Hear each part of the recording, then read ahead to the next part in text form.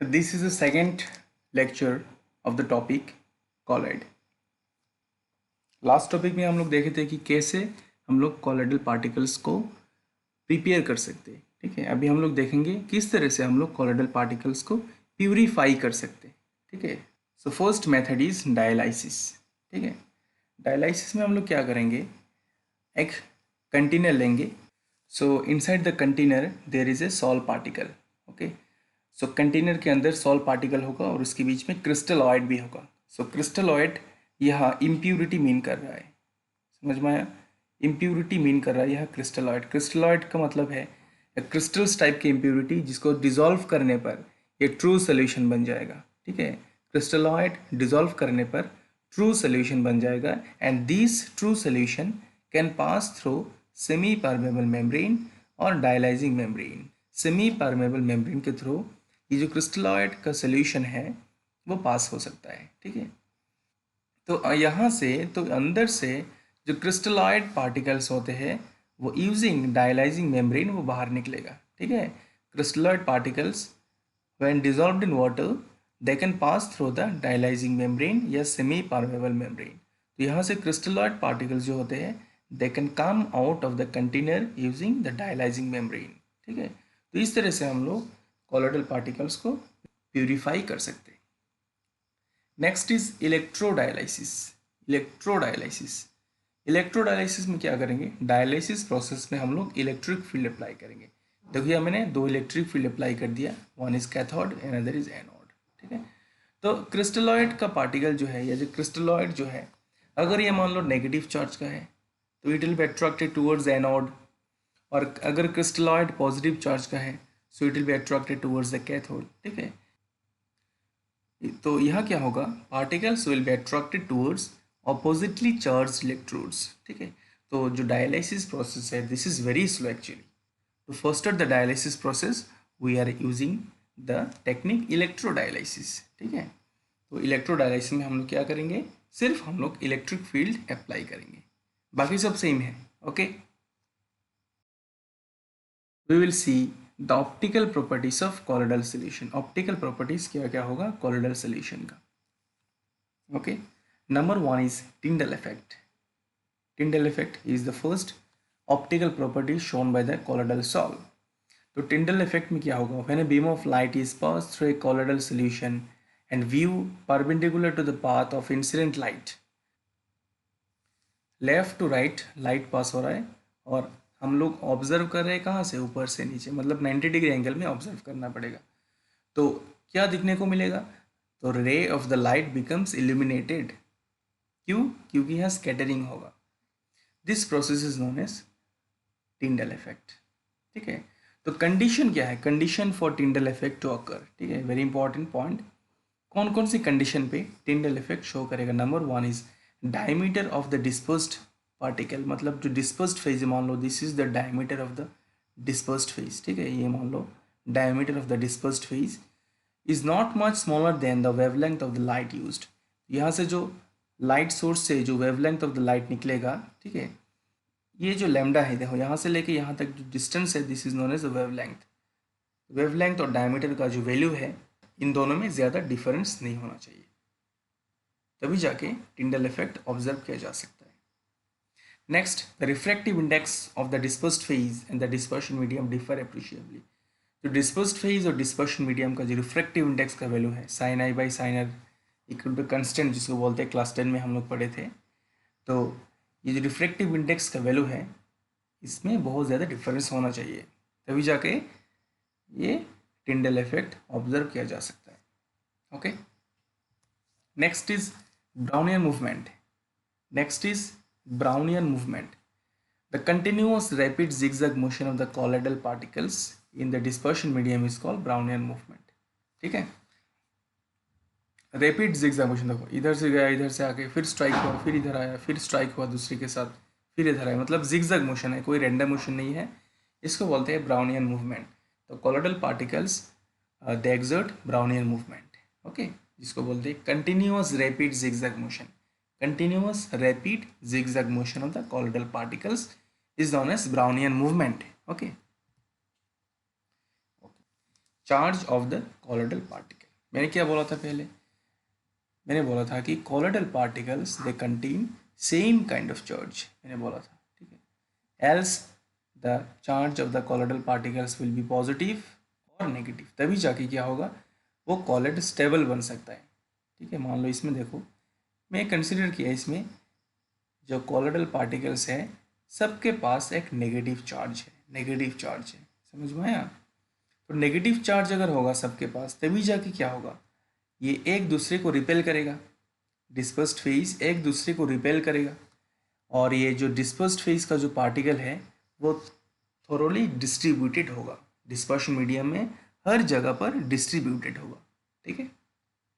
अगर same charge का नहीं हुआ, फॉर एग्जाम्पल वो सेम चार्ज का नहीं है, फॉर एग्जाम्पल वो सेम चार्ज का नहीं है, पॉजिटिव नेगेटिव सब है, तो पॉजिटिव और नेगेटिव मिलके क्या होगा, कोआगुलेट हो जाएगा नीचे, पॉजिटिव नेगेटिव मिलके क्या हो जाएगा ऊपर, कोआगुलेट ऊपर नहीं रहेगा वो, this will be coagulated, understood?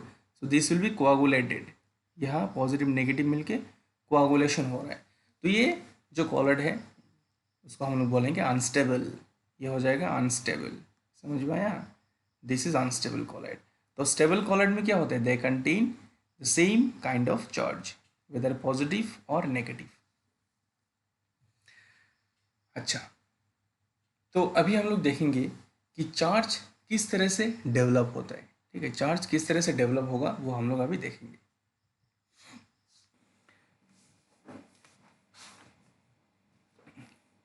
तो मैंने एक बीकर लिया जिसमें AgNO3 सोल्यूशन लिया, सिल्वर नाइट्रेट सोल्यूशन लिया, और ये जो सिल्वर नाइट्रेट सोल्यूशन है वो और एक बीकर में डालेंगे, that beaker contains Ki, okay, potassium iodide. तो नॉर्मली क्या होगा, देखो यहाँ डबल डिस्प्लेसमेंट रिएक्शन होगा, AgNO3 plus Ki will produce AgI plus KNO3, ठीक है। तो इसमें क्या होगा, कौन सा आयन प्रोड्यूस होगा, AgI आयन प्रोड्यूस होगा, देखो सिल्वर आयोडाइड आयन प्रोड्यूस होगा, एज वेल एज KNO3 भी प्रोड्यूस होगा। तो AgI जो प्रोड्यूस होगा this will be in colloidal state, silver iodide जो प्रोड्यूस होगा वो कॉलोइडल स्टेट का फॉर्म हो जाएगा, क्योंकि ये प्रिसिपिटेट फॉर्म होगा ये, ठीक है, दिस विल बी प्रिसिपिटेट। तो ये जो सिल्वर आयोडाइड का प्रिसिपिटेट फॉर्म करेगा। तो देखो इसके अंदर क्या फॉर्म किया, सिल्वर आयोडाइड, ठीक है, सिल्वर आयोडाइड का प्रिसिपिटेशन हुआ है। इसके अंदर पोटेशियम आयोडाइड तो एक्सेस है, मैंने बोला यहाँ पोटेशियम आयोडाइड क्या दिया, एक्सेस दिया। एक्सेस का मतलब क्या है, जो AgNO3 डाला किसके ऊपर, Ki के सोल्यूशन के ऊपर, दैट मीन्स Ki जो है this is present in excess amount. तो सिल्वर आयोडाइड मान लो this is the silver iodide precipitate. तो सिल्वर आयोडाइड जो प्रिसिपिटेट है उसके साथ कॉमन आयन क्या है इस सोल्यूशन में, आयोडीन। आयोडीन देखो कॉमन आयन प्रेजेंट है, सिल्वर आयोडाइड के साथ iodine is the common ion. तो सिल्वर आयोडाइड क्या करेगा, कॉमन आयन जो होता है उसको एड्जॉर्ब कर लेगा, ठीक है, I माइनस जो है उसको चारों तरफ से क्या कर लेगा, एड्जॉर्ब कर लेगा, समझ में आया, एड्जॉर्ब कर लेगा। और ये जो AgI का चार्ज जो है it will become negatively charged, समझ में आया। तो सिल्वर आयोडाइड का जो चार्ज है it will become negatively charged. तो हम लोग जो बोलते हैं ना charge of the colloidal particles, तो charge of the colloidal particles ऐसा नहीं होता है कि जो आयन का चार्ज है वही है। देखो यहाँ सिल्वर आयोडाइड ने किसको एड्जॉर्ब किया है, आयोडीन को एड्जॉर्ब किया है, आयोडाइड आयन को एड्जॉर्ब किया है, इसीलिए जो टोटल जो कॉलोइडल पार्टिकल्स यह फॉर्म हुआ, ठीक है, इस सब का चार्ज हो जाएगा नेगेटिव, समझ में आया। अभी देखो सॉल्यूशन में क्या है, पॉजिटिव चार्ज का K प्लस है, तो K प्लस भी इसको सराउंड कर लेगा, K प्लस हो रहा है कि नहीं, K प्लस भी इसको सराउंड कर लेगा, ठीक है। तो यह दो लेयर का फॉर्म होता है, एक है I माइनस वाला एक लेयर, I माइनस वाला एक लेयर का फॉर्मेशन होता है जिसको हम लोग बोलेंगे फिक्स लेयर, जिसको हम लोग बोलेंगे फिक्स लेयर, समझ में आया। और जो बाहर जो K प्लस का लेयर फॉर्म हुआ उसको हम लोग बोलेंगे डिफ्यूज लेयर, उसको हम लोग बोलेंगे डिफ्यूज लेयर, क्योंकि K प्लस का डिफ्यूजन होता है, इसको हम लोग बोलेंगे डिफ्यूज लेयर। और ये जो दो लेयर के बीच में जितना भी पोटेंशियल डिफरेंस होता है, इस पोटेंशियल डिफरेंस को हम लोग बोलेंगे जीटा पोटेंशियल। समझ में आया? एक साथ समझा दिया सारा चीज, जीटा पोटेंशियल। ओके, यहाँ देखो डिफिनेशन दिया हुआ है, व्हाट इज इलेक्ट्रोकाइनेटिक पोटेंशियल और zeta potential. The potential difference between the fix layer and the diffuse layer of colloidal solution having opposite charges is called electrokinetic potential or zeta potential. This is important question. Okay. अभी second case में क्या हो सकता है, देखो मान लो मैंने और एक बीकर लिया, छोटा सा बीकर में क्या लिया, के आई सोल्यूशन लिया। बीकर में क्या लिया, के आई सोल्यूशन लिया, और के आई सोल्यूशन को मैंने AgNO3 सोल्यूशन में डाल दिया। कौन सा सोल्यूशन में डाला, मान लो इसके अंदर AgNO3 है। समझ में आया? तो सिमिलरली देखो K I plus AgNO3 will produce KNO3 plus AgI, is not it? तो यह जनरेशन किसका होगा, AgI का प्रेसिपिटेशन होगा, तो इसके अंदर प्रोड्यूस होगा सिल्वर आइडाइड। तो सिमिलरली देखो सिल्वर आइडाइड, मान लो दिस इज सिल्वर आइडाइड, सिल्वर आइडाइड का प्रेसिपिटेट है ये। तो सिल्वर आइडाइड को कॉमन आयन क्या मिल रहा है इसके अंदर Ag प्लस आयन मिल रहा है उसको कॉमन, ठीक है। तो again this silver iodide will absorb Ag plus ion, मतलब जो भी कॉमन आयन इसे मिलेगा इस बीकर के अंदर, इसको ही वो एब्जॉर्ब कर लेगा। तो यहाँ AgI को मिला है सिल्वर, Ag प्लस आयन मिला है which is common in nature, तो इसलिए Ag प्लस को वो एब्जॉर्ब करेगा। समझ में आया? Ag प्लस को एब्जॉर्ब करेगा, Ag प्लस को एब्जॉर्ब करेगा। अभी वो जो AgI का चार्ज हो जाएगा, दिस इज पॉजिटिव। समझ में आया? तो ऐसा मैंडेटरी नहीं है कि AgI हमेशा नेगेटिव चार्ज ही होगा, वो प्रिफरेंशियल एड्जॉर्प्शन के ऊपर डिपेंड करेगा, कौन से आयन को एड्जॉर्ब किया। ठीक है, ये जो प्रिसिपिटेट फॉर्म हुआ सिल्वर आइडाइड, ये कौन सा आयन को एड्जॉर्ब किया इसके ऊपर डिपेंड करेगा कॉलोइडल साइज का, कॉलोइडल पार्टिकल का charge. Understood? I think this is clear to you now. Okay, तो जो कॉलोइडल पार्टिकल्स होते हैं उसका फिक्स्ड चार्ज नहीं होता है, ठीक है, वो चार्ज डिपेंड करेगा किसके ऊपर, जो भी आयन वो एड्जॉर्ब करेगा उसके ऊपर चार्ज डिपेंड करेगा। ओके, तो ये जो सिल्वर आइडाइड का चार्ज इस केस में हो जाएगा पॉजिटिव, ठीक है। फिर इसके ऊपर नेगेटिव चार्ज का और एक लेयर होगा NO3 माइनस, ठीक है। तो दिस इज डिफ्यूज लेयर, ये जो NO3 माइनस है दिस इज डिफ्यूज लेयर। हम लोग फिक्स लेयर का चार्ज जो है उसको कंसिडर करेंगे, तो फिक्स लेयर का चार्ज क्या है, पॉजिटिव है, ठीक है।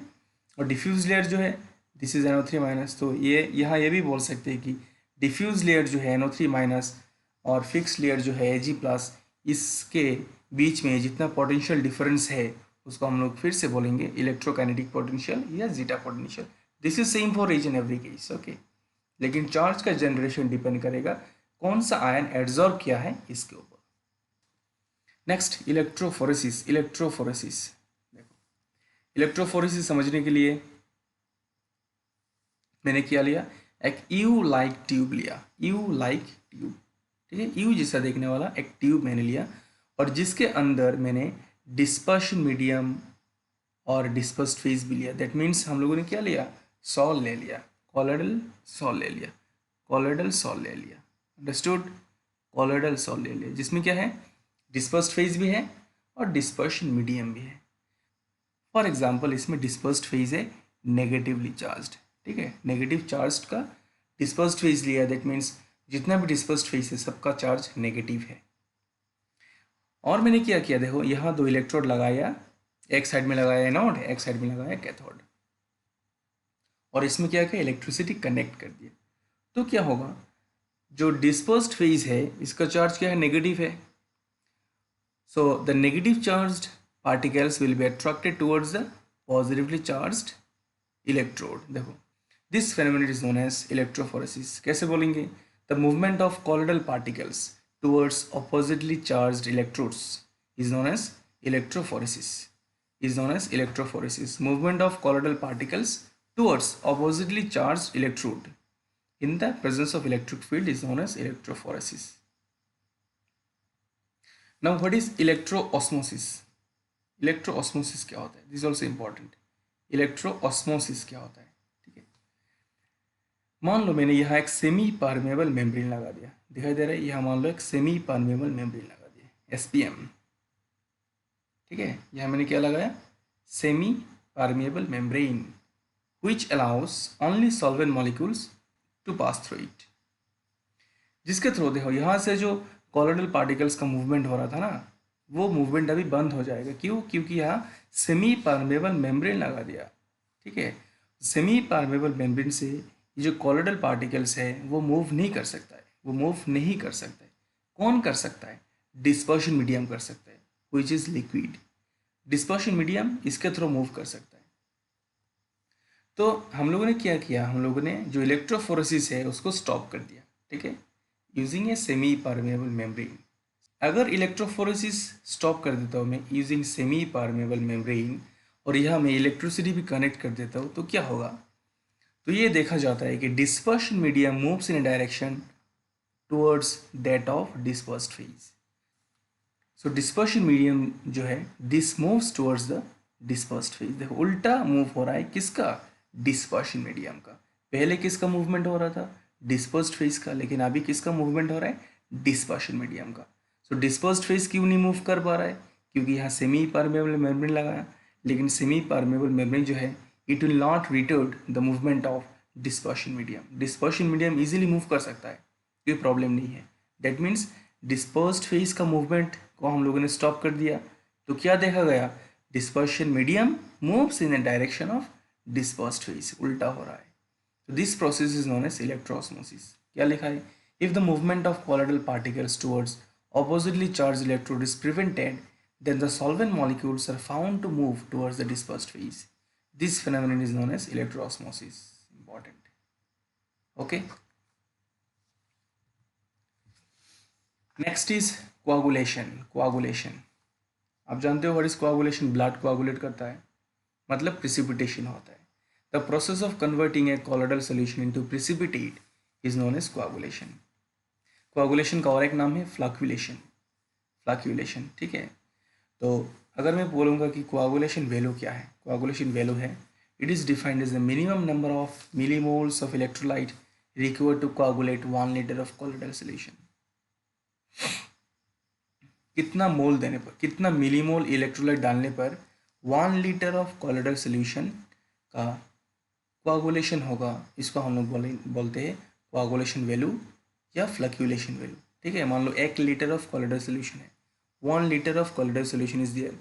इस 1 लीटर ऑफ कॉलोइडल सॉल्यूशन को प्रिसिपिटेट करवाने में कितना मिलीमोल चाहिए? ठीक है, कितना मिलीमोल इलेक्ट्रोलाइट चाहिए, वो होता है इस इलेक्ट्रोलाइट का कोआगुलेशन और flocculation value. Okay, next is mutual coagulation. When positively charged colloid is mixed with negatively charged colloid, mutual coagulation takes place. मान लो 2 कॉलोइड है, एक है पॉजिटिव चार्ज, दूसरा है नेगेटिव चार्ज, तो दोनों मिक्स करने पर क्या होगा? कोआगुलेट हो जाएगा, जिसको बोलेंगे mutual coagulation. Next is protective colloid. Protective colloid, ठीक है। तो प्रोटेक्टिव कॉलोइड कैसे समझाएंगे? देखो मान लो ये colloid, this is a colloidal particle, और ये मान लो दिस इज लायोफोबिक। समझ में आया? This is lyophobic. हम लोगों को ये पता है कि lyophobic colloid is less stable, this is less stable. क्यों? Because there is a less attraction और no attraction between dispersed phase and the dispersion medium. तो लायोफोबिक कॉलोइड जो है दिस इज लेस स्टेबल, तो ये इजीली कोआगुलेट हो जाएगा। ठीक है, इजीली ये लायोफोबिक कॉलोइड कोआगुलेट हो जाएगा। तो हम लोग इसको क्या कर सकते हैं? हम लोग इसको प्रोटेक्ट कर सकते हैं यूजिंग ए लायोफिलिक कॉलोइड। ठीक है, ये जो लायोफिलिक कॉलोइड है, इससे हम लोग अगर इस लायोफोबिक कॉलोइड को कवर अप कर लेंगे, ये प्रोटेक्ट कर लेंगे, तो ये लायोफोबिक जो है प्रोटेक्ट हो सकता है। ठीक है, तो यहाँ लायोफोबिक कॉलोइड को प्रोटेक्ट किसने किया? लायोफिलिक कॉलोइड ने किया। तो इस lyophilic colloid is known as protective colloid. ठीक है, प्रोटेक्टिव कॉलोइड। जिसने किया, किसने किया? लायोफिलिक ने किया। किसको किया? लायोफोबिक को किया। इसलिए lyophilic colloid is known as protective colloid.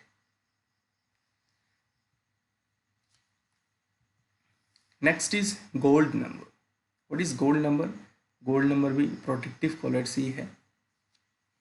देखो, it is the number of milligrams of protective colloid just to prevent the coagulation of 10 ml of standard gold salt in addition to 1 ml 10% initial solution। देखो बहुत important है, बहुत easy भी है। मैंने 2 beaker लिया, 2 beaker मैंने लिया। एक बीकर में क्या है? 10 ml गोल्ड सॉल है, 10 ml गोल्ड सॉल है। ठीक है, देखो यहाँ क्या लिखा है? 10 ml स्टैंडर्ड गोल्ड सॉल। यहाँ इस बीकर में मैंने लिया। और एक बीकर में क्या लिया मैंने? और एक बीकर में मैंने लिया 1 ml 10% NaCl सोल्यूशन। ठीक है, इसमें क्या लिया? 1 ml 10% NaCl सोल्यूशन लिया।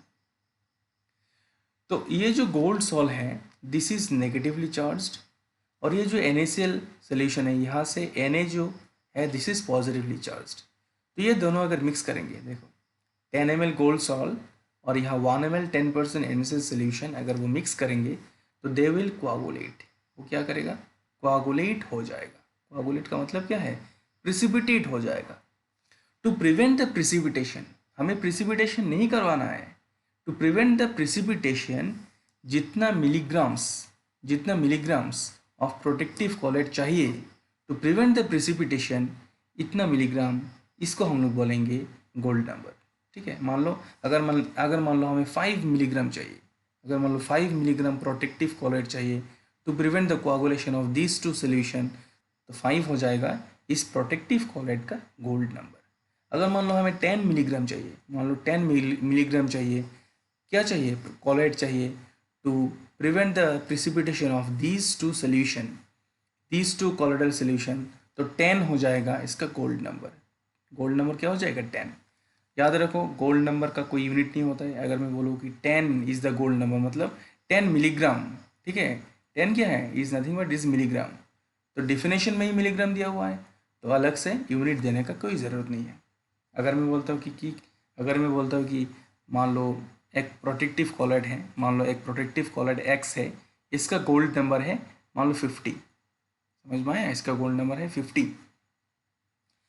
तो इसका मतलब क्या है? अगर मैं बोलूँ कि what does this statement conveys to you, तो आपको यह बोलना है कि 50 milligram of colloid X can prevent the coagulation of 10 ml gold sol in addition to 1 ml 10% NaCl solution. मतलब 10 ml गोल्ड सॉल और 1 ml 10% NaCl सोल्यूशन का जो प्रिसिपिटेशन है वो 50 मिलीग्राम X डालने पर नहीं होगा। Understood? This is the gold number. यहाँ से हर्डी-सुल्जे रूल आए हैं। हर्डी-सुल्जे रूल, मान लो हमें एक नेगेटिव चार्ज कॉलॉइड को प्रिसिपिटेट करवाना है। मान लो this is negatively charge colloid, okay. For example this are negatively charge colloid. तो नेगेटिवली चार्ज कॉलॉइड को प्रिसिपिटेट करवाने के लिए we want positive charge electrolyte. ठीक है, पॉजिटिव चार्ज इलेक्ट्रोलाइट हमें चाहिए। तो यहाँ देखो हमारे पास पॉजिटिव चार्ज इलेक्ट्रोलाइट कौन है? मान लो हमारे पास Al3+ है, हमारे पास मान लो Al3+ है, Ba2+ है और हमारे पास Na+ है। ठीक है, तो क्वेश्चन ये है कि which one is a good coagulant, कौन इजीली कोआगुलेट कर सकता है? तो देखो एक Al3+ ऐड करने पर 3 नेगेटिव आयन को प्रिसिपिटेट करवा सकता है। एक Ba2+ ऐड करने पर दो नेगेटिव आयन को प्रिसिपिटेट कर सकता है, और एक Na+ आयन ऐड करने पर एक ही नेगेटिव आयन को प्रिसिपिटेट करवा सकता है। That means what? That means Al3+ जिसमें पॉजिटिव चार्ज ज़्यादा है that can precipitate more number of negative ions, जो इसलिए जो Al3+ है उसका कोआगुलेटिंग पावर ज़्यादा है। तो इसलिए हर्डी-सुल्जे ने क्या बोला? हर्डी-सुल्जे ने बोला कि greater the valency of coagulating ion greater is the power of coagulation. जितना वैलेंसी होगा, देखो ये Al3+ का वैलेंसी कितना है? 3+ है, Ba2+ का वैलेंसी है 2+ और Na+ का वैलेंसी है +1। तो जितना भी ज़्यादा वैलेंसी होगा कोआगुलेटिंग आयन का, इतना ही ज़्यादा कोआगुलेटिंग पावर होगा। Similarly in case of positive ion also, मान लो पॉजिटिव आयन है हमारे पास बहुत सारा, ठीक है, कोलॉइडल स्टेट पॉजिटिव आयन का है, तो इस केस में नेगेटिव चार्ज जिसका ज़्यादा होगा वही ज़्यादा इफेक्टिव कोआगुलेंट होगा। जैसे कि यहाँ देखो FeCN4 CN6 4 माइनस, इसके ऊपर 4 नेगेटिव आयन है, हाँ, कंपेयर टू दिस 3 आयन जिसके पास 4 नेगेटिव आयन है, तो ये एक सिंगल आयन 4 पॉजिटिव आयन को कोआगुलेट कर सकता है। समझ में आया? एक FeCN6 4 माइनस 4 पॉजिटिव आयन को कोआगुलेट कर सकता है, इसलिए क्या है, जिसका वैलेंसी ज़्यादा है इसका कोआगुलेटिंग पावर भी ज़्यादा है। Okay, so this is very important, Hardy-Schulze rule. Next and last, applications of colloid. Alum is added to coagulate suspended impurities so as to purify drinking water. Alum आप जानते हो, alum suspended impurities को purify करेगा, कोआगुलेट कर सकता है, ठीक है। यहाँ और क्या है, मिल्क ऑफ मैग्नीशिया, ठीक है, milk of magnesia is used as an antacid. जितना सारा पार्ट है सारा कंप्लीट है कॉलॉइड का। अभी you need to go through the note and remember all the things. Okay, thank you so much.